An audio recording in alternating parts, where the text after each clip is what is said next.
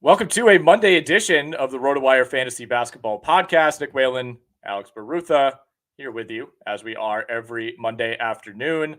Want to welcome everybody watching along live, everybody who listens to the pod, archived on YouTube, archived on Spotify, Apple Pods, wherever you get them. As you can see, I am sick. My voice is going to probably go in and out for the next hour, so just be prepared for some rough audio. But as we do each week, we will recap the weekend, talk about some of our waiver wire ads, what the schedule looks like coming up, and just some of the major takeaways from the weekend. And then we will open it up to live listener questions as we move along. But Alex, you and I were just talking off air. We're both dealing with a bunch of injuries in some of our most important leagues. My NFBKC team still hanging around, all things considered, but I have CJ McCollum there. I have Marcus Smart. I have Walker Kessler. So we've been battling some big injuries. And the latest of which is LaMelo Ball, who had been on a complete tear over the last couple of weeks. Felt like he was just like a nightly 35 and 12 with rebounds and steals and threes. But he goes down last night in a heap. It looked like he maybe got tangled up a little bit. I couldn't quite tell if he landed on Paolo Banchero's foot or just landed awkwardly. But very, very concerning for LaMelo. He was able to kind of hobble his way to the locker room, not really putting any weight on that foot. I have not seen an update quite yet. I would imagine there's very little chance that he plays tomorrow night. The Hornets are at the New York Knicks.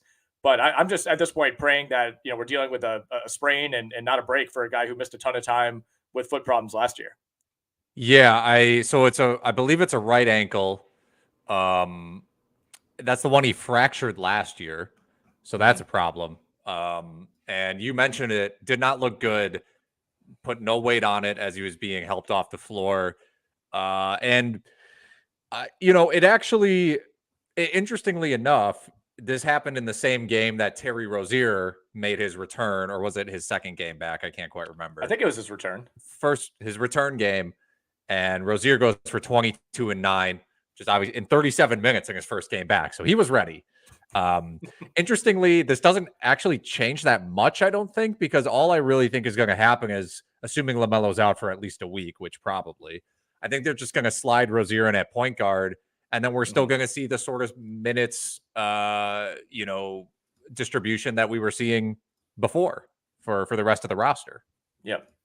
I mean, they've always kind of had one too many guys, or maybe even two too many guys, and we haven't gotten a good look at what the rotation is actually going to look like, and maybe we never will because one of them is always going to be hurt. But even in Rozier's first game back, we can't make it through with a full LaMelo game.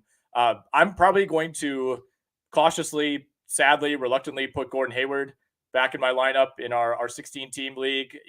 It's been very up and down, mostly down lately. But I think with no LaMelo, maybe a little bit more ball handling for Hayward, a little bit more assist potential. Again, I don't love it. It's a 3-game week for Charlotte, but not a week where a ton of teams have 4-game weeks anyway. So that's not the biggest concern. But yeah, we will see on LaMelo. That didn't look good to me. You never really could tell just based on how an injury looks, but I'm expecting at least a week or two. I would be thrilled if it's a week or two for LaMelo. Yeah, 100%. It was kind of an injury-riddled weekend in general. Dr. A, Steve Alexander writes a weekend recap for us, and I went through and Ega did that today, and it was like, LaMelo injured, Jalen Johnson injured, Doncic hand injury, Porzingis calf injury, Durant foot injury. So yeah, tough holiday weekend. So in reaction to those injuries, I mentioned I've been dealing with a bunch of attrition on my NFBKC team. My stake team is in shambles for reasons other than injuries, although I do have Lauri Markkanen in there, and we did get word that he will not play tonight to begin the week for the Utah Jazz. Who did you end up adding? Yeah, I know last week was a little bit quiet for you on the waiver wire, but did you go out and get anybody in any of your big leagues? Yeah, I mean, so our stake league is 16 teams. So in those leagues, like there's no Sadiq Bey, there's no DeAndre Hunter. That's not really an option. Again, the LaMelo thing, I think it's mostly going to be Rozier, who I at least have, so that helps me out. I did manage to add Al Horford in the wake of the Porzingis news. Mm-hmm. I dropped Alec Burks. This is telling you how deep this league is. I was like, I got to get rid of Burks. He's washed. It's over. Picked up Al Horford. And then somehow in NFBKC, and this isn't because of any recent injury news, I dropped Skylar Mays because my entire bench is filled with guys who are injured. Tyler Hero, Jamal Murray, Cam Thomas, Wendell Carter. Somehow managed to pick up Jaime Jaquez blew 14% of my total available fab in that league, but I only had, we get $1,000 in NFBKC. I had 700 left. I put in a bid for about 140 and ended up getting him, which is pretty surprising because the more I watch Jaquez, I know this wasn't exactly a direct answer to your question, but the more I watch Jaquez and the more you see him play, it's like I think even when Hero comes back, that Jaquez is going to be playing like 28 minutes a game every night. He's too good to bench.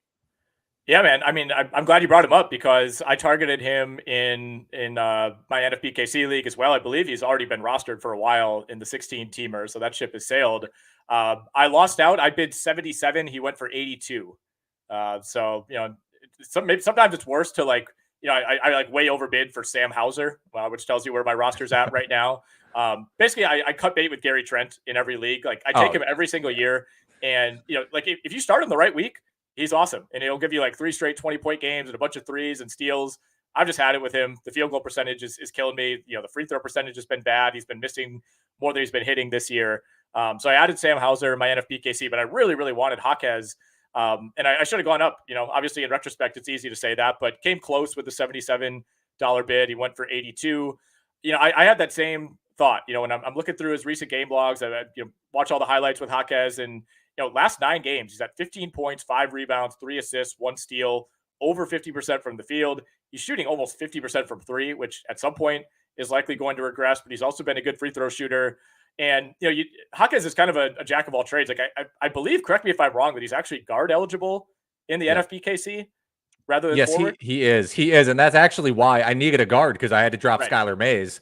So I was looking through the list of guards and I saw Jaquez and I'm like, well, I literally have to get a player.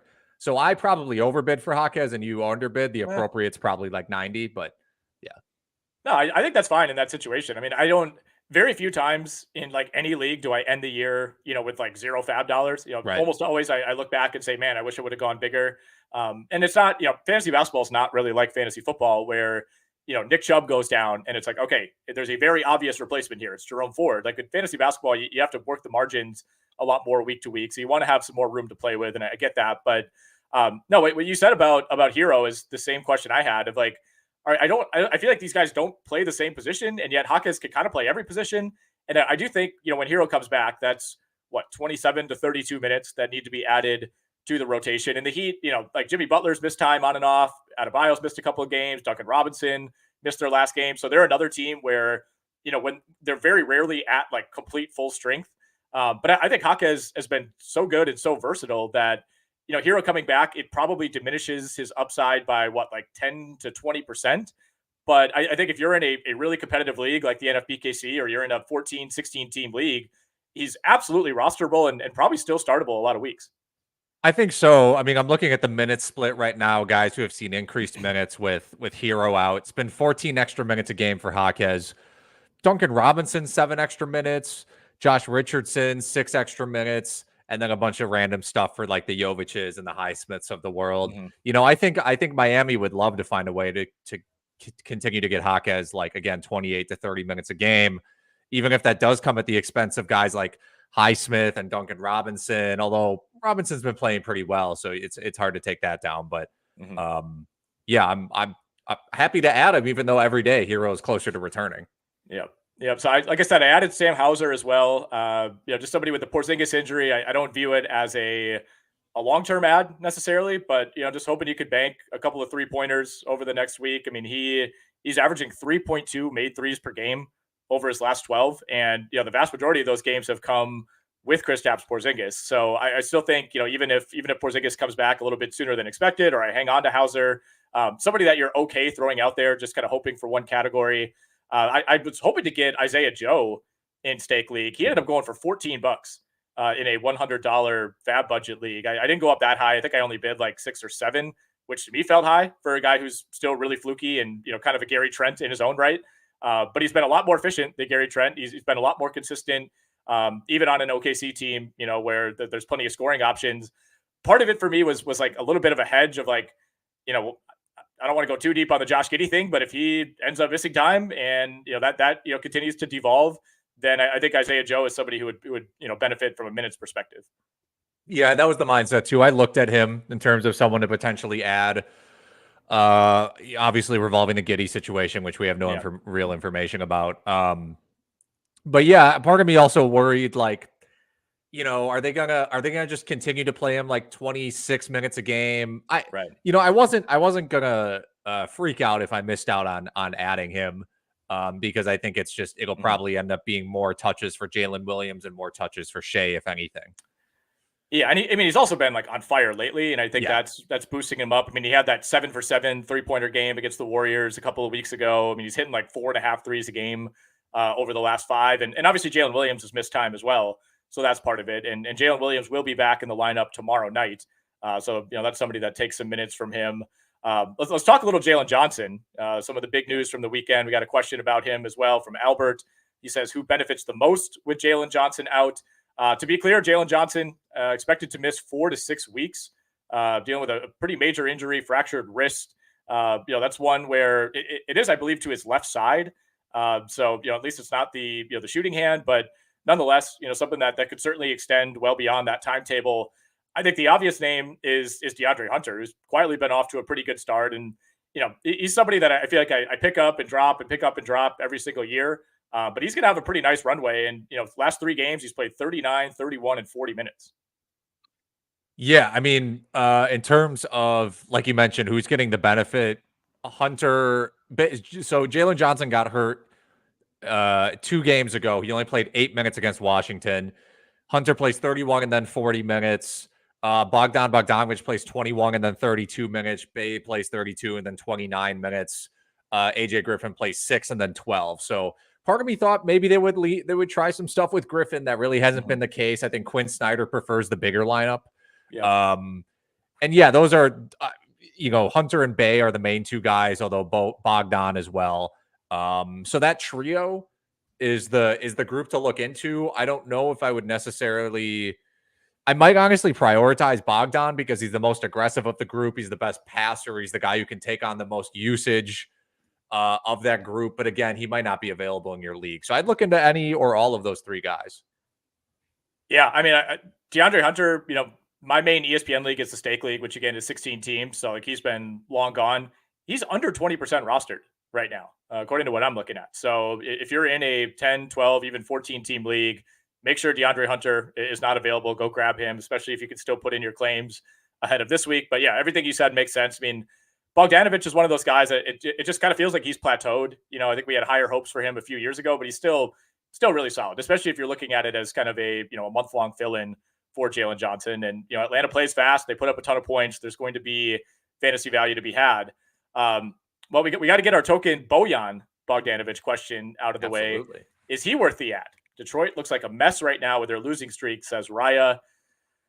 I don't know. There's no way to predict the Pistons at this point, right? And Bogdanovic, for what it's worth, will not play tonight against Washington. So, if you're in a weekly league, obviously it's pretty tough to chance it. They do play 3 more games this week. They play Wednesday, Thursday, Saturday. So it's possible he could come back for one of those, but I wouldn't be putting him in a lineup this week. But if the question is, if you have a roster spot to grab him, yeah, I don't hate it. I mean, I think if you have somebody, if you're holding on to like, I don't know, Jalen Smith or somebody like that in a deeper league, then yeah, cut him and bring in Bojan and just see what the minutes are. But I think I'm relatively low on what his upside is going to be. Like most teams in this situation, I don't think you view like a 35-year-old corner 3-point shooter as like the solution. But I also feel like Detroit thought they would be better. So I could kind of see them going down that path. Yeah, I've had a lot of conversations with Friday Basketball Podcast co-host Shannon McEwen. It's his Detroit Pistons. He's a fan. Talking a lot about, the frustrations of Cade Cunningham, the lack of spacing on the team, and having Bojan available fixes their spacing. No, he's not young, but just from a functional basketball standpoint, yes, it's good to have him on the court. I think the thing you have to look at in terms of rotation, who might lose minutes, etc.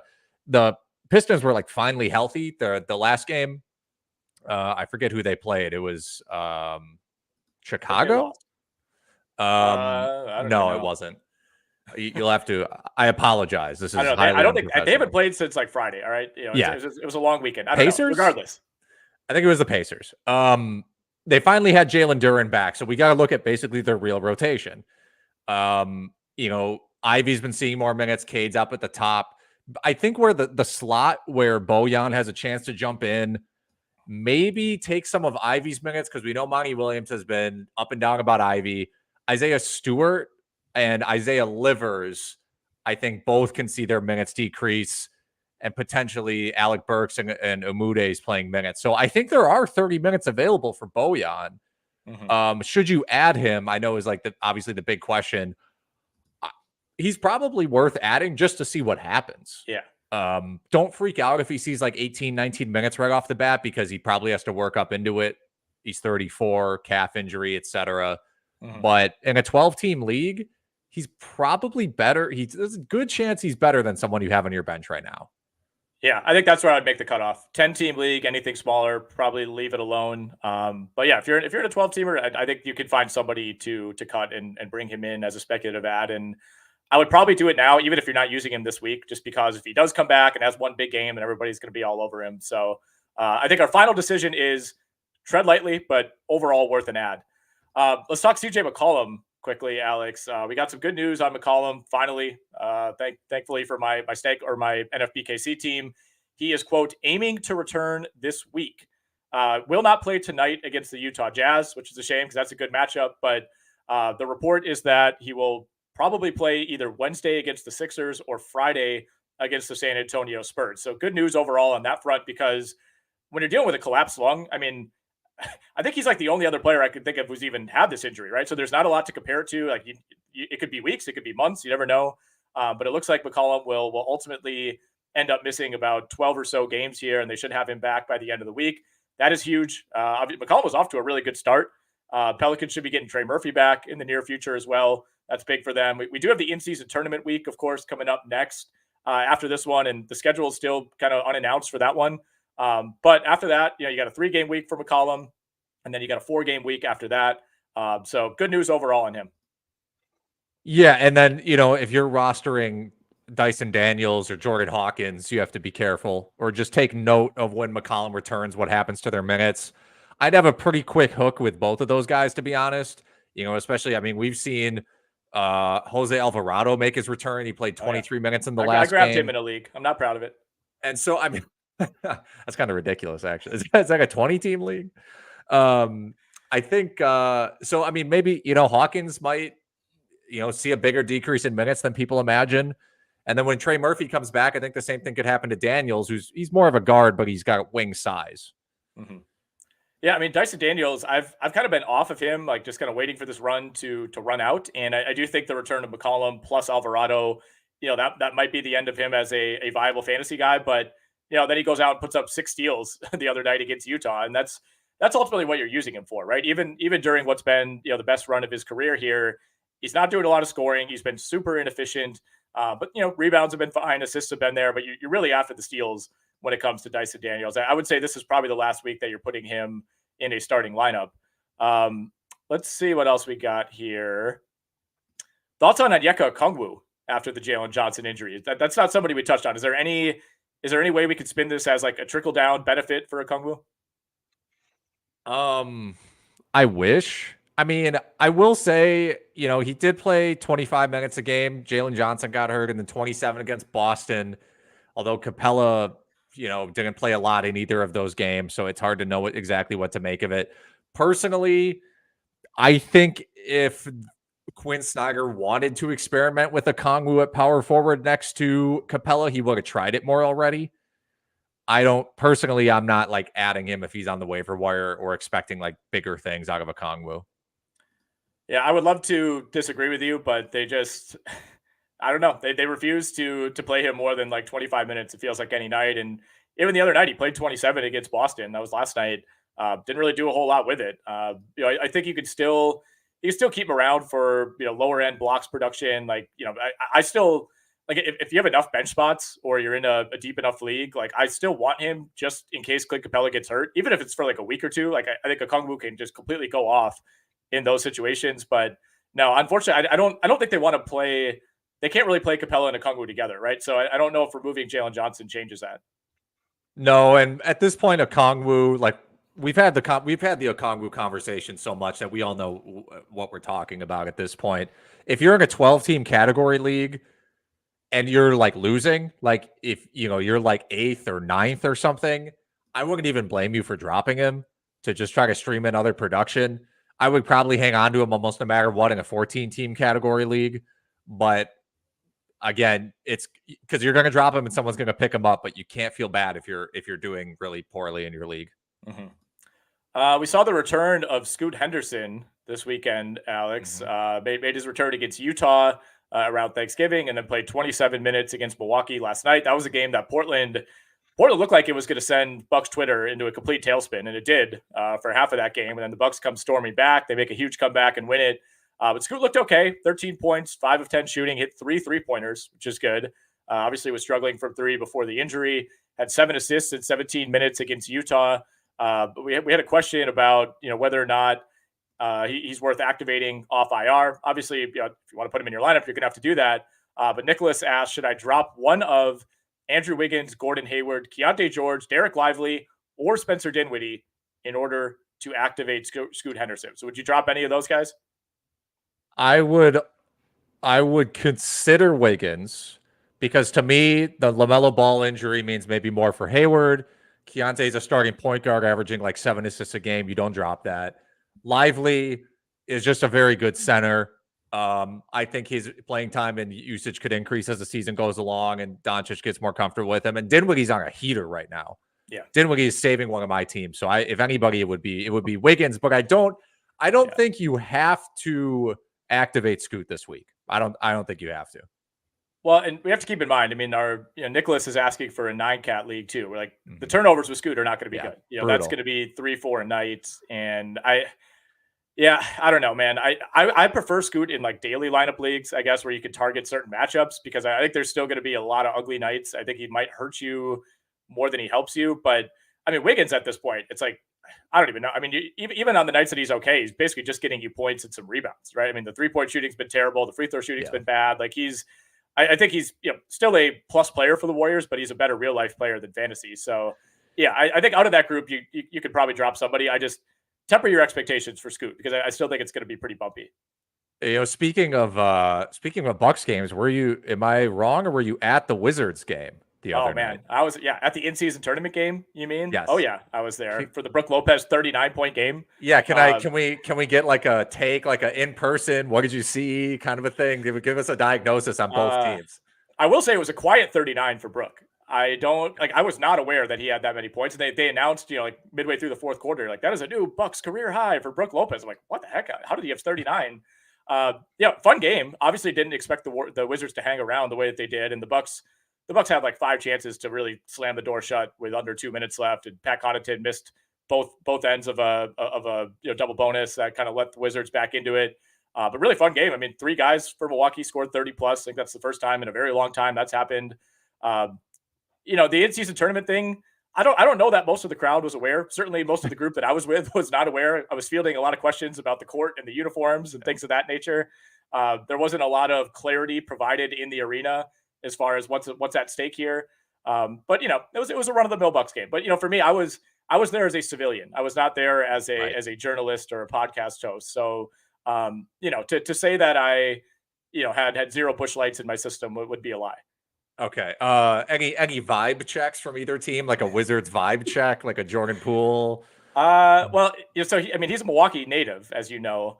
Wasn't super well received. I think there's a lot of just questioning, like why would you shoot that coming from him? Like honestly, the guy who stood out most to me was Corey Kispert. He was on fire. I think he had 6 threes. Good. He looks really good, dude. Like he looks awesome. I mean, the shooting form is obviously textbook, and he's hitting some really difficult looks.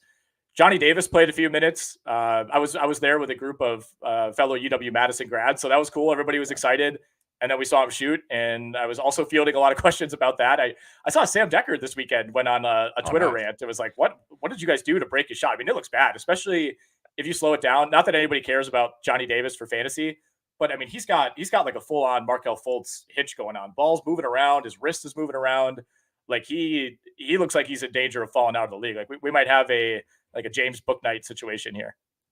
Yeah, I think it could be. I saw a Twitter clip go viral about his shooting form, and he brings it up and then moves it, and then it's like you mentioned, it's bad. So, that's your dynasty talk.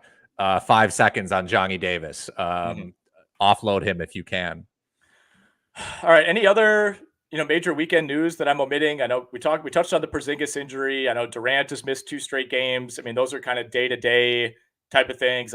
Orlando has been on fire. That's more of a real life story than a fantasy story. Mhm. Chicago continues to look horrible every single night. I do think changes are coming for Chicago. And is there anything we can do fantasy wise to take advantage of that? I know Kobe White is somebody we've talked about. Like if you could acquire him, I think there's a pretty Yeah. good chance that they really turn him loose, whether that's in a few weeks or a few months from now.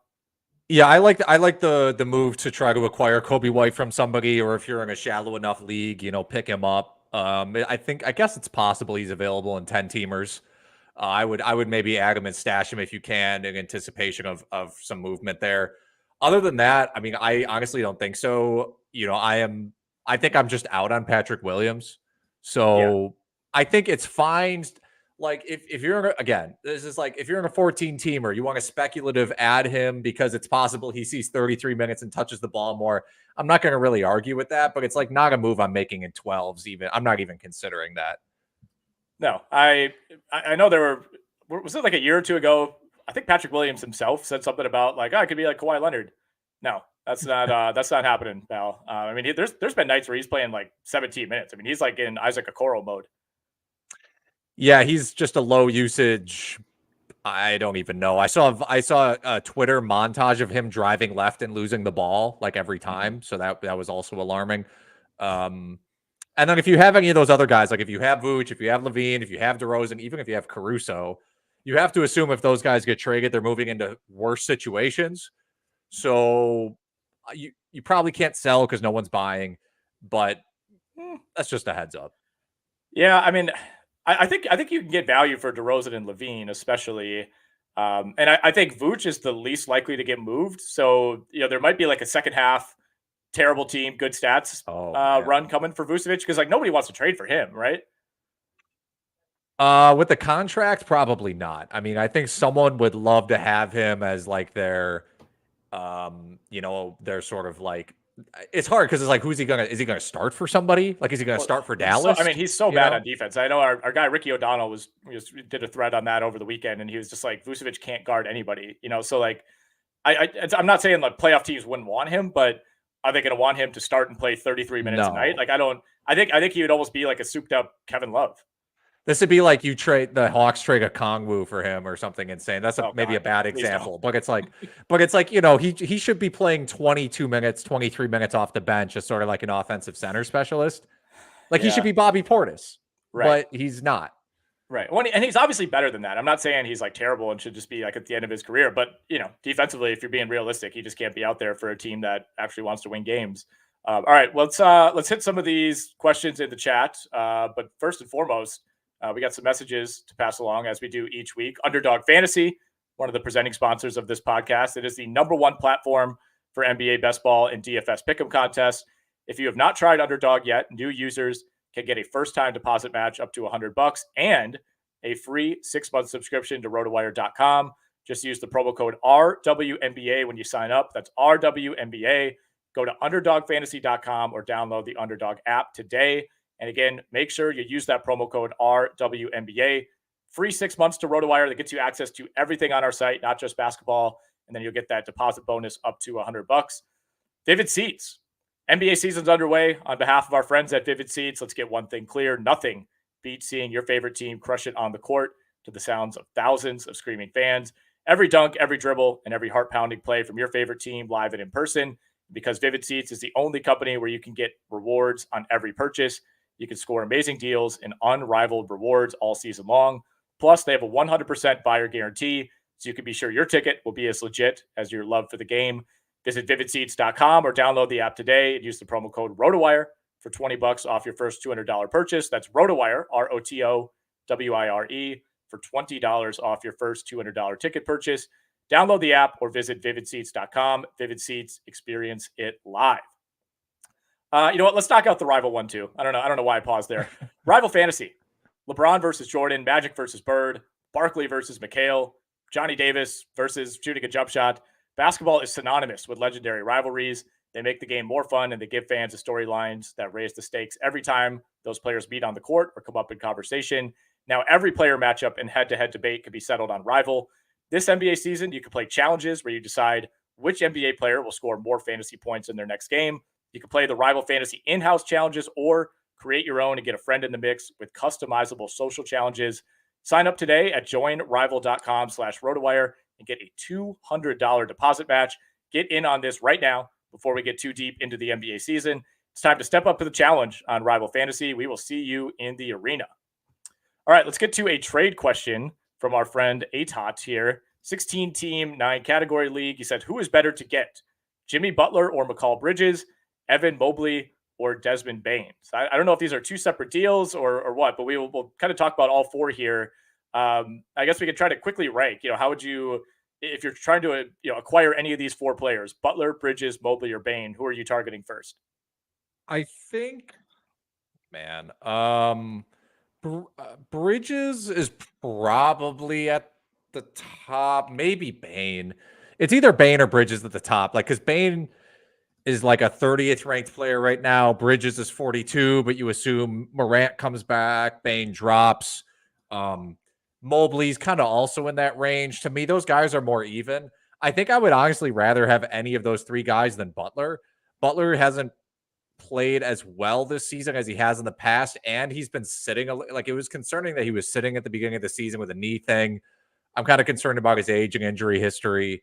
If you're, again, I might lean, I don't know, does Bridges' usage go down if Cam Thomas comes back? I mean, technically Mobley might actually be the safest of this group.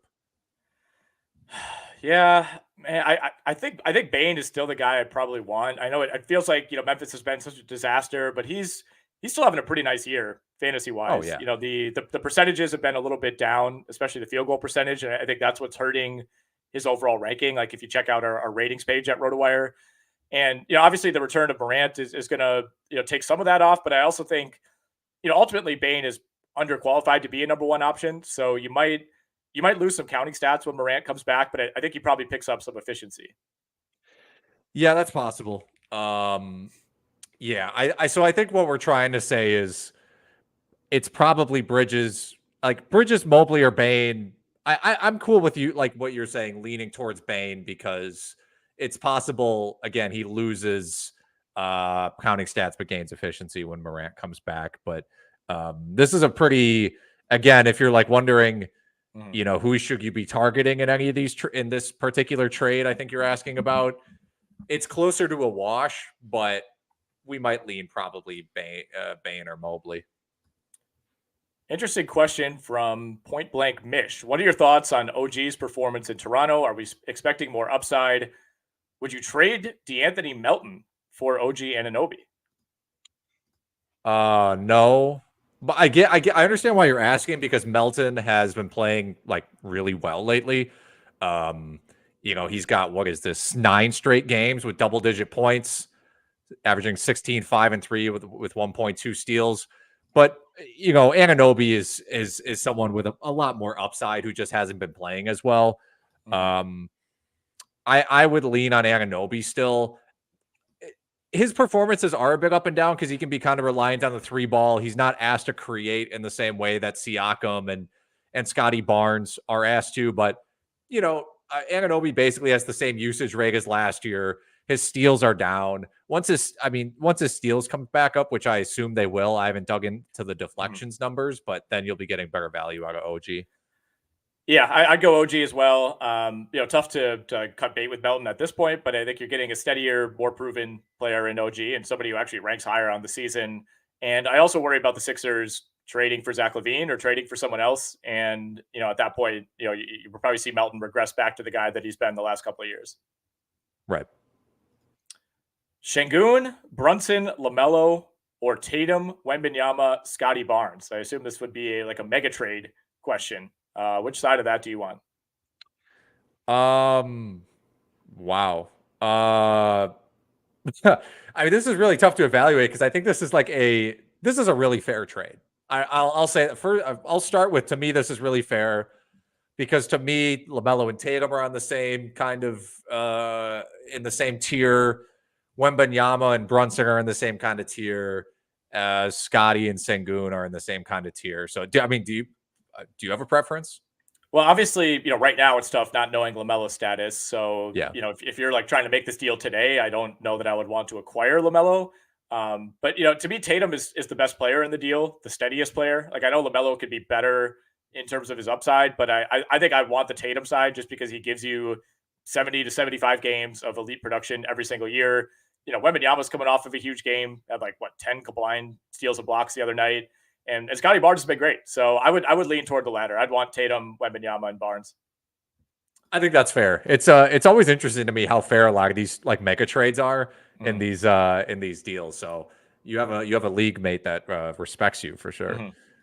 Going back to Jalen Johnson, should I drop him in a 12-team league with no IL spot? I don't play in a lot of leagues without IL. Obviously, NFBKC is like that.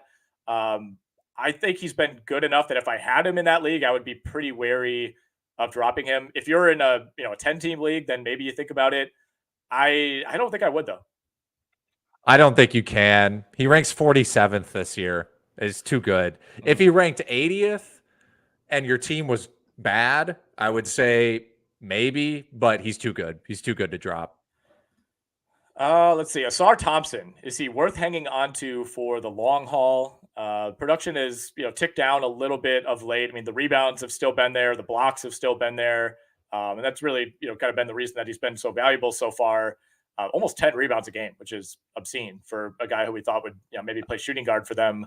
He is not giving you anything from three. I mean, he's at 13% from beyond the arc. So a very unique stat profile, but I think he's worth holding on to. I mean, this somehow relates to, the Bojan Bogdanovic question from earlier where, if he's coming back and he's playing 25 to 30 minutes, I think Ausar is somebody who could lose some tick there, but I'm not really looking to offload him. I mean, that's somebody that you basically got for free.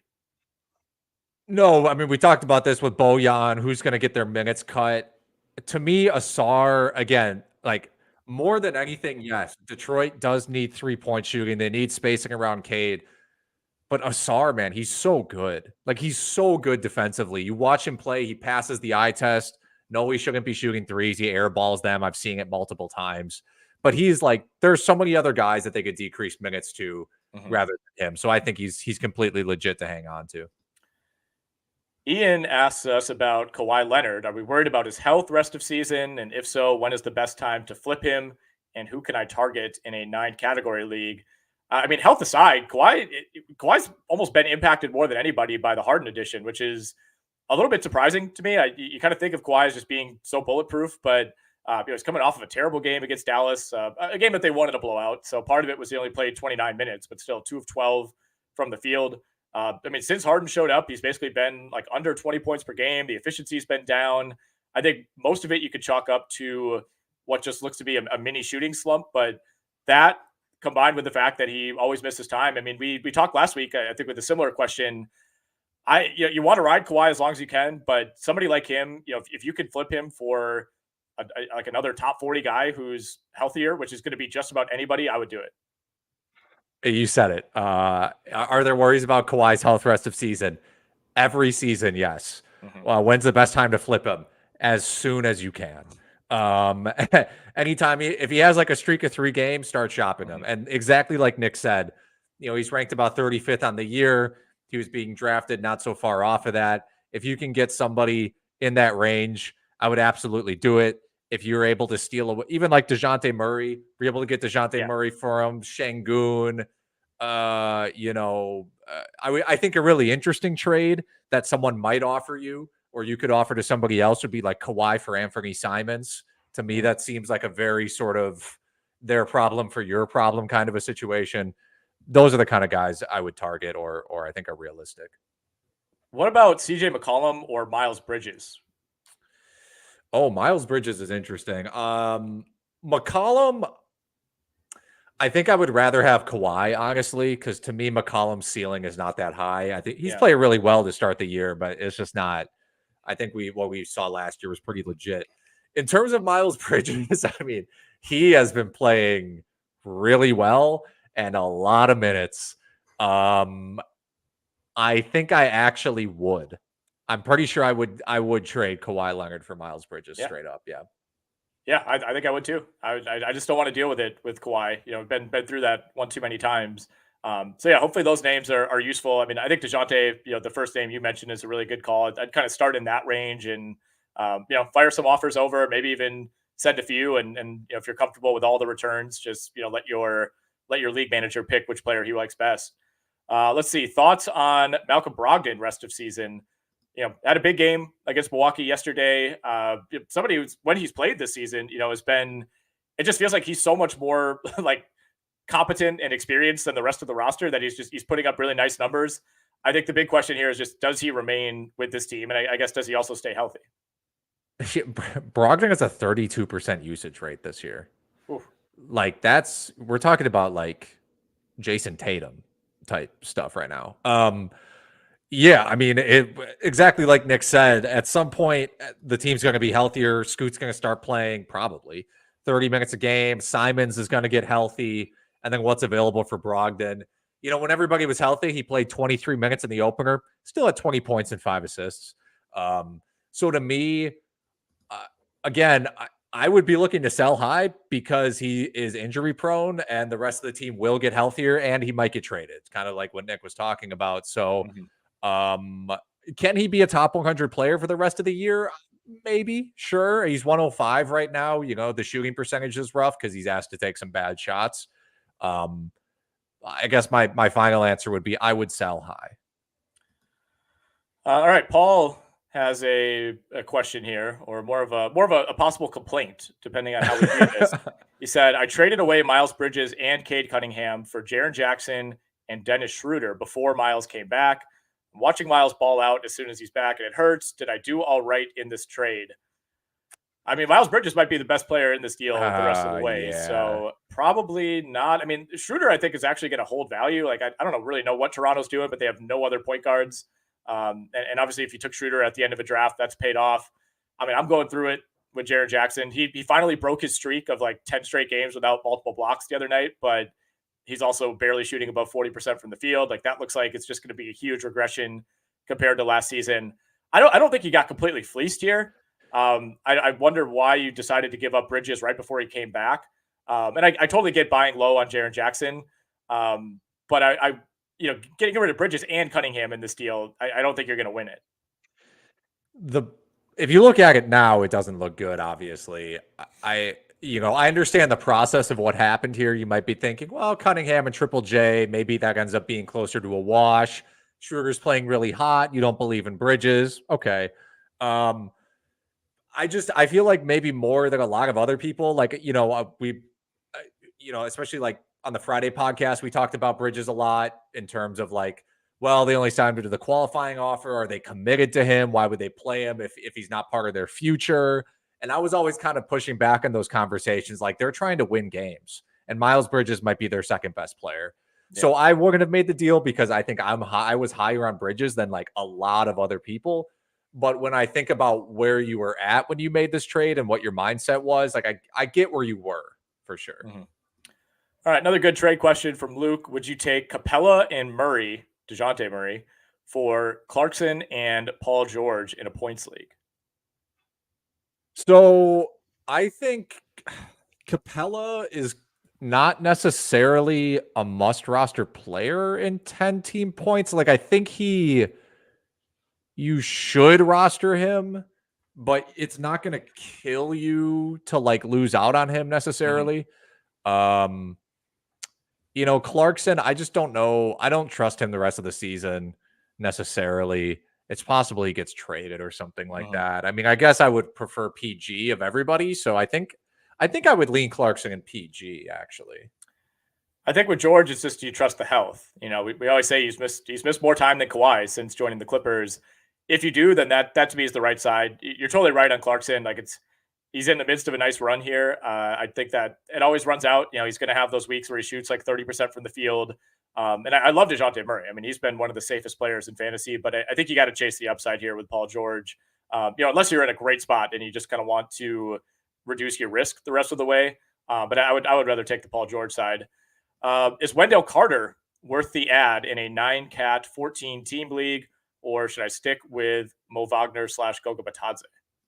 This is an interesting question because the Magic have played so well without him, and he wasn't doing that well to start the year.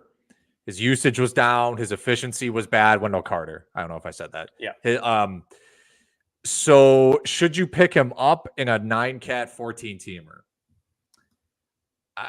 He probably is worth a pickup. Someone I think almost inevitably will pick him up, but he's not so much of an ad.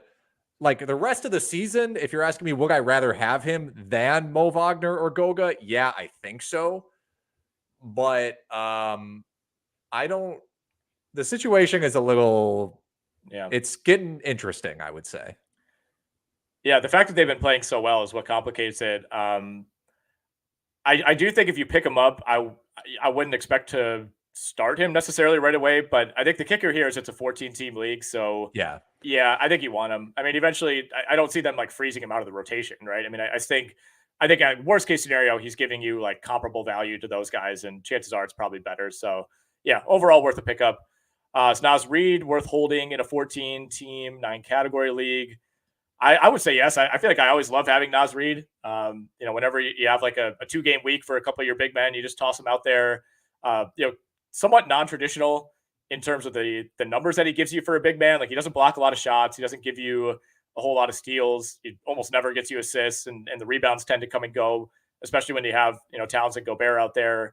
But he hits a lot of threes. He's basically hit at least 1 3 in every game but one this season. So yeah, I think it's been slightly disappointing. Like he was great to begin the year, and it's been a little bit more hit or miss since then. But in general, in a 14-team league, you're probably not going to do a whole lot better. Yeah, he's still, in my opinion, too good per minute to drop with the potential of Gobert or Towns getting hurt. And I get like you can't have guys on your bench just hoping that other guys get hurt. Like that's how you end up with like a Okongwu and Naz Reid on your bench, and you have TJ McConnell on your bench in a 16-teamer, and you're like, I'm praying that these guys are going to get hurt. Like you eventually just lose your league when you do that. But to me, Naz is still one of those guys where he's good enough to play on a 4-game week when everyone's healthy. And then yeah. All right, we got to address this. Hold or trade Josh Giddey? I mean, we don't have any more information than anybody else. The league said they're looking into it. I think it said a lot to me that Josh Giddey played on Saturday. Didn't even do the token, hold him out to just avoid any PR stuff. That would, again, I'm just speculating here, but that would tell me that I think OKC at least feels like semi-positively about the situation. I mean, I don't want to go into all the specifics. Who knows? I guess I don't see the Thunder doing anything unless the NBA or, the legal system steps in, right? I mean, we've saw, I don't want to necessarily compare it apples to apples to Miles Bridges, but we had that same conversation coming into the year, and it was like, should they do something? Maybe, but unless their hand is forced, I don't know if they will. Yes. I don't know if it's super relevant. It at least adds some context. The Thunder, I think I heard Zach Lowe talk about this or someone else. The Thunder are very protective of their players towards the media. They don't like a lot of internal access with the media. They don't like the media prying in on the locker room and stuff like that. So I'm not too surprised that he played. I don't think, look, you should trade anybody if you can get comparable value. So I think if specifically you, because we're all going to have different levels of worry. Like, it's tough for me to say, but you might be really worried about it. Someone else might not be. So you can take advantage of that within your league. Mm-hmm. I think your best move, regardless of how you feel about the situation, and is to target a player on another manager's roster who you think is undervalued, or basically that's it. You think they'd be willing to give up, someone that isn't playing that well, and you think that player can start playing better, because I think Giddey kind of is who he is this year. So I think that's the move, and you sort of hedge yourself against the possibility of suspension.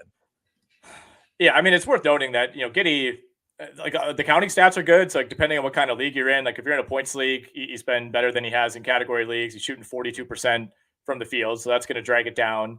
But even the counting stats are down compared to last year in just about every category. So he's not. It's not like you're trading somebody who's off to this like fantastic start and you feel like you're going to take a big loss. Like if you have any concern that he's going to be suspended, like you said, there's a whole there's 20 players you could probably make a list of and feel pretty good about getting back. And I don't think you're going to miss out on some like crazy, second half run from Josh Giddey. So yeah, try to get comparable value, try to target somebody with some upside. But even if you just get back like a relatively safe player and just kind of put this aside and don't have to worry about it anymore, I think that's probably fine too. Yeah. Cause sorry, just for more context, like he ranks 140th in 8-cat. Okay. So he ranked 73rd last year. So if you think let's say you think he can maybe get up to 73, there are guys right now like Austin Reeves ranks 82nd. Keegan Murray ranks 91st. Denny Avdia ranks 109th. Like there are going to be managers who might think trading Denny Avdia is worth the risk or something like that. So that's just more context in terms of what he ranks. Mm-hmm. Yeah, and I think Giddey has bigger name value than fantasy value right now anyway. So I think there might be managers who don't think it's a big deal and are willing to, not really give, not like necessarily demand a discount, I guess is what I'm trying to say. All right, Ryan asked, would you trade Cade Cunningham, Pascal Siakam, and Herb Jones for Trae Young and Franz Wagner in a points league? So Herb Jones is an interesting part of this. I think that's like it's almost its own discussion because he's playing really, really well right now, especially with the steals and blocks. I mean, he's one of the best defenders in the NBA, and his passing has increased substantially. The question you have to ask is like when McCollum comes back and when Trey Murphy comes back, I assume Herb Jones' usage craters.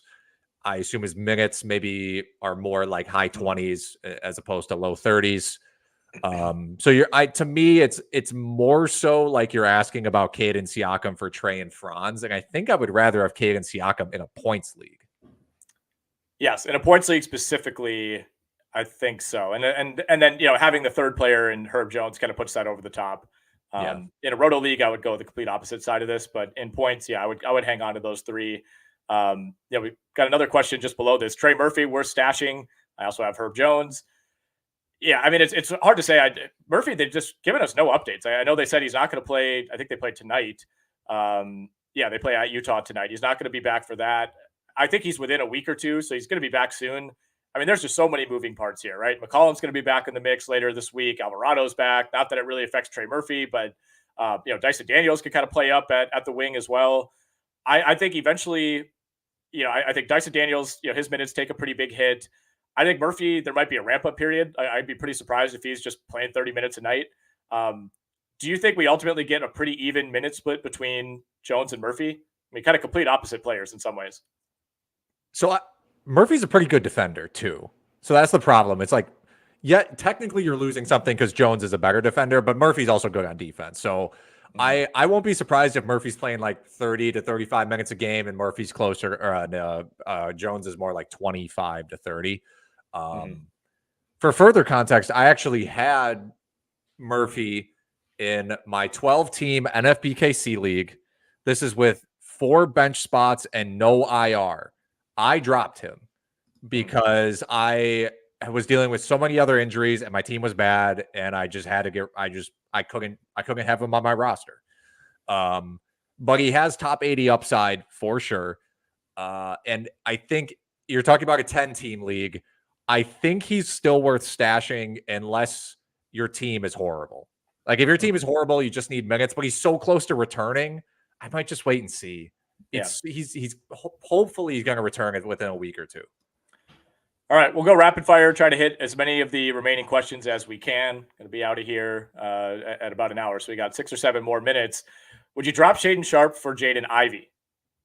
And this is a bit of a prescient question because Ivey started the last 3 games. He had 25. That was easily a season high the other night against Indiana. Had 17 before that.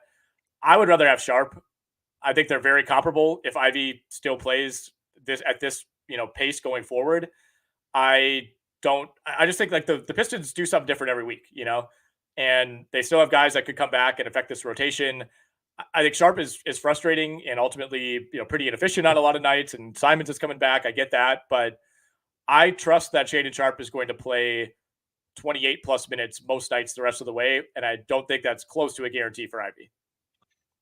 Yeah, I was trying to sort of warn people about the Sharp downfall that I thought was going to happen. I think they're both overrated fantasy players. I'll start there, but I'm with you. Yeah, I mean, look, Ivy had a great game the other night. Yeah, 30% usage rate. They finally got their starting five kind of in lock. I saw a great clip on Twitter. I feel like I've said that 3 times this podcast, but of like him playing very good defense. And that's really what Monty Williams wants from him. So I understand thinking it could happen.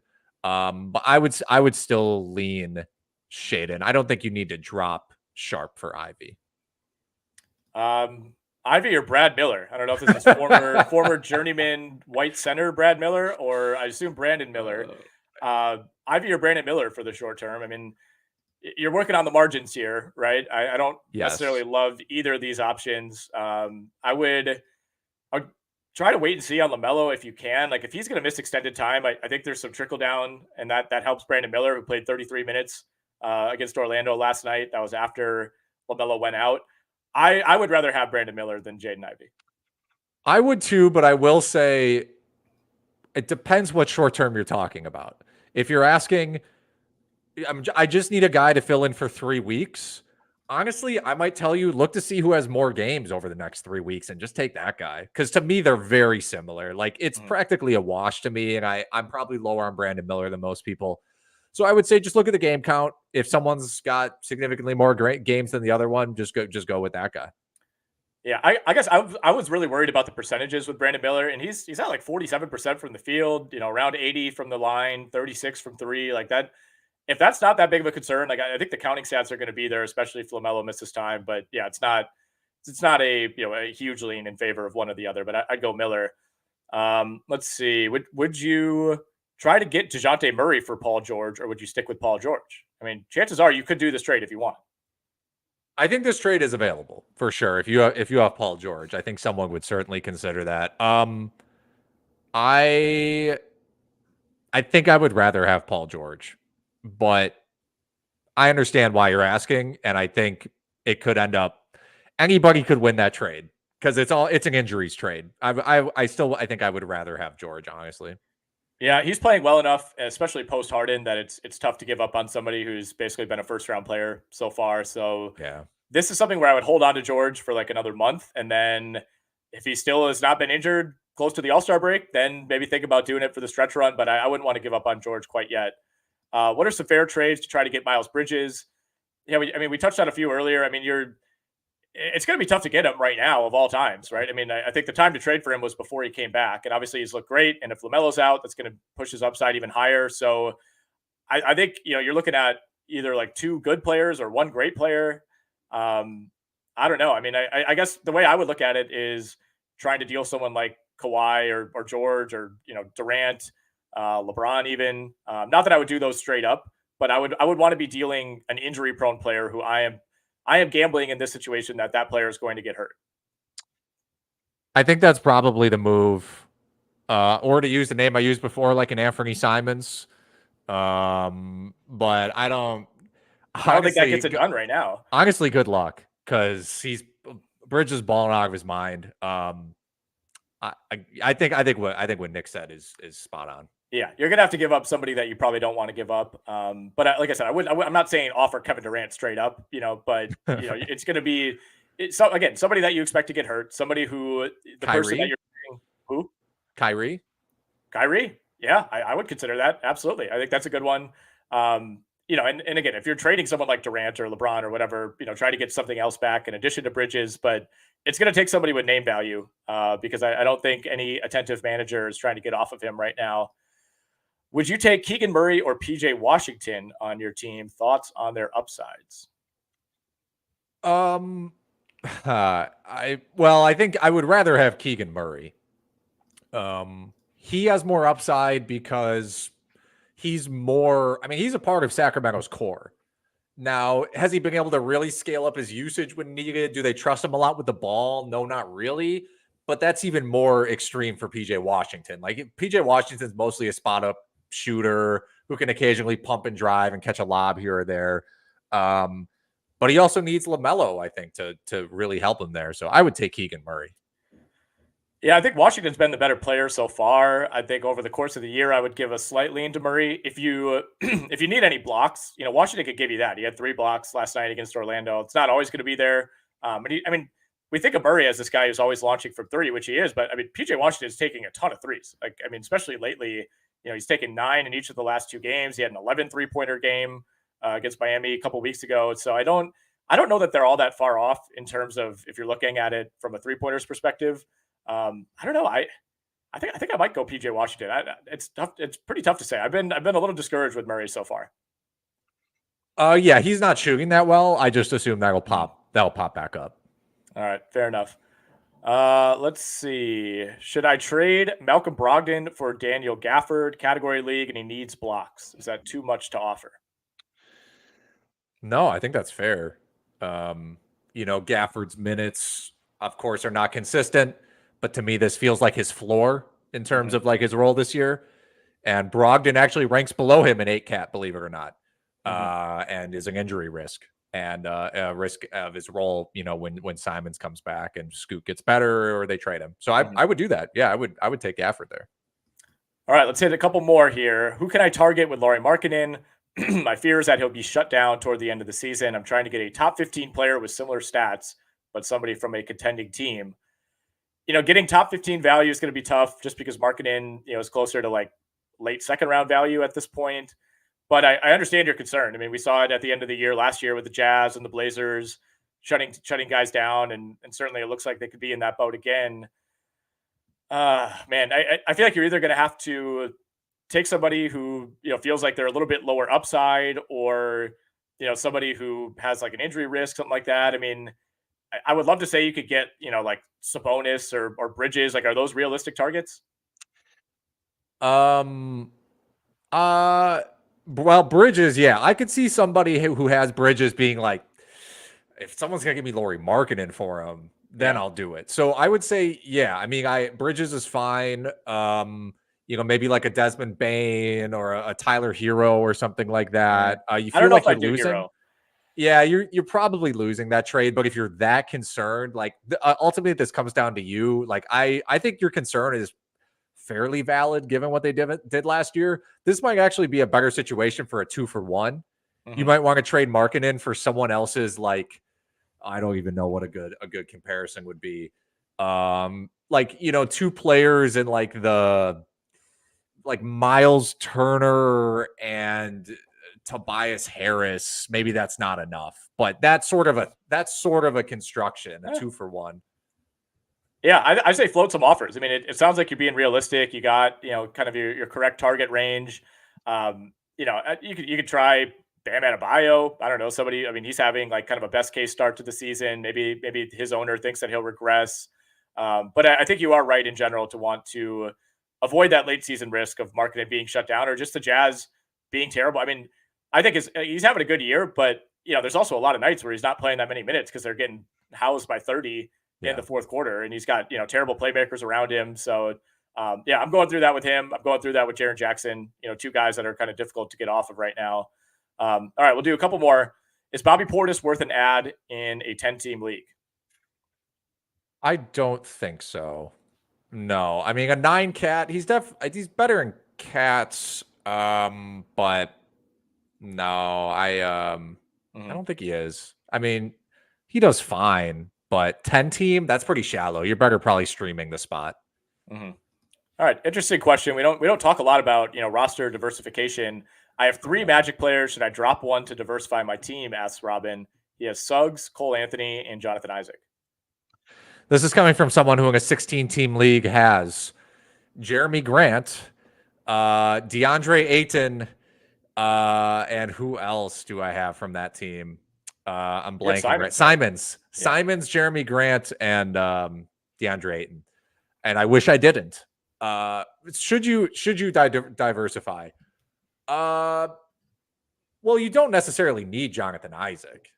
So I think that's your spot. Like, I don't mind having Suggs and Cole Anthony. My concern there would be what happens when Fultz comes back, usage rate wise, but I think you're fine with that construction. You just got to be wary of the Fultz thing. And again, you don't need Isaac on your roster probably. Yeah. If that's like the true concern, then yeah, just get rid of Jonathan Isaac and you're probably fine. Just kind of playing the matchups, seeing what happens with Fultz, and maybe you got to pick between those two each week, which is frustrating, but ultimately fine. All right, let's see. Better 12-team category hold: Koulibaly, PJ Washington, Jaime Jaquez, or Xavier Tillman. For me, this comes down to two of those. What say you? I mean, Jaquez is probably my guy here, as we talked about at the top. But Koulibaly to me is more interesting than PJ Washington or Xavier Tillman. So to me, it's between Jaquez and Koulibaly. But you like Washington more than I do. Yeah, I would say it's Jaquez or Washington for me. I mean, Koulibaly, I understand it. I get the minutes, and they're on a bad team, and that should help him in theory. But yeah, I just think there's going to be a lot of really down nights for Koulibaly, and unless you're just desperate for the steals and blocks, I don't think he's going to help you a whole lot elsewhere. I think the 3-point shooting is going to regress at some point. He had basically there's like 3 games that are kind of buoying that right now. He's not taking that many. I don't really see there being a ton of upside. I mean, if we're talking, like a keeper league or something, then obviously that's different. But rest of season for me, Jaquez versus Washington is really close, and I feel like, I'm probably like way too high on PJ Washington, but the Jaquez thing, I want to see it, when Hero's back, and because they have so many options. Like Cody Martin's missed a bunch of time too. Yeah, and with the Tillman, we should address Tillman. I mean, our most recent note on RotoWire is return not imminent, so don't hold him. I mean, he wasn't playing that well even when he was starting, and Biyombo's actually been solid for them. Yeah. To piggyback off this, Ryan asked Sohan or Jaquez in a 10-team points league. Where I stand on Sohan. I'm not all that interested. Maybe a slightly safer bet from a minutes perspective, but I think Jaquez is the better player. Points league makes it a little more interesting, but oh man, Sohan's role is actually probably more stable, and from like a fantasy point per minute perspective, they're actually about the same. I might actually lean Sohan here, even though I'm a Jaquez guy, but a 10-team points league, I think the format leans that. All right. Good one to end on here, Alex. I'm going to ask you a very simple question from Carpo Flex. When will Zach Collins stop playing with us? Maybe never. I don't know. I mean, I guess sort of like what were you expecting from Collins is sort of like the overarching question. Not to say like you necessarily drafted him too high. He's ranked 85th right now. I guess it's the blocks production, right? He hasn't been blocking very many shots lately over the past 7 games. 0.3 blocks. That's sort of a thing. We've talked about it before in regards to Jaren Jackson. Though blocks come and go, so you don't want to freak out about that necessarily. Playing next to Wembanyama makes the rebounds also incredibly inconsistent. In my opinion, he's been fine. So hold him and just keep plugging him in. Yeah, the last 2 games have been bad, but before that, I thought he had actually a really nice run. I mean, he had like a 10-game run where he was 16 and 6, averaging around a block per game. You're getting some assists there as well. And he's also been shooting the ball horribly. He's like, one of his last 11 from 3. So I think that's pushing the percentages down a bit. But yeah, I think you said it right. I mean, unless you thought Zach Collins was going to be like a top 80 or a top, 70, 60 guy, which was probably unrealistic, he's been about as good as he could for a team that's super dysfunctional and is kind of just getting blown out half the time. So, yeah, I think you're fine with Zach Collins. It's just, a couple down games doesn't make or break the season. All right, guys, we got to head out. We appreciate everybody jumping in live, everybody giving us some great questions to push along the second half of the podcast. If you want to go back and listen, you can find it archived on the RotoWire Fantasy Basketball YouTube channel. We ask, I would go as far as to say implore you to subscribe to that channel. We're trying to get that thing off the ground. It's been great, through the first month or so, but want to try to build this out as much as we can this season. So any interaction you can give us there would be great. You can check out the archive version of the pod on Apple Podcasts or Spotify. We will have Dr. A. Alexander back in the saddle tomorrow. I will be with Brandon Kravitz on Wednesday. We'll have Steve and Rick on Thursday, and then Alex, Ken, and Shannon giving you the weekly waiver wire episode on Friday.